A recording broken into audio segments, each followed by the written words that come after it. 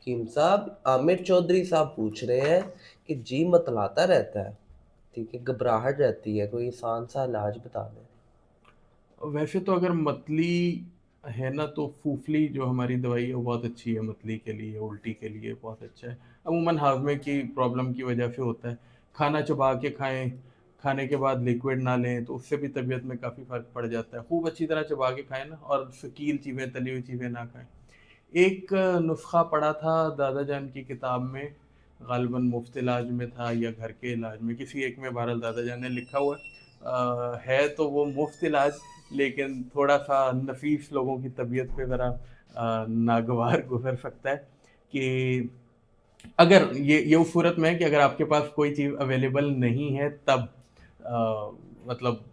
وہ یہ ہے کہ آپ جو ہے وہ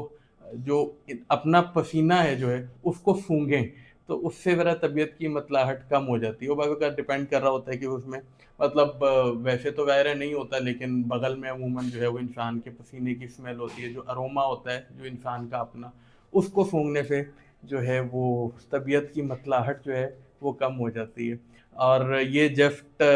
مطلب ظاہر ہے کسی کے سامنے کرنے سے تو مجھے بتانے میں شرم آ رہی ہے، تو کسی کے سامنے کرنے میں شرم آئے گی، لیکن یہ بہرحال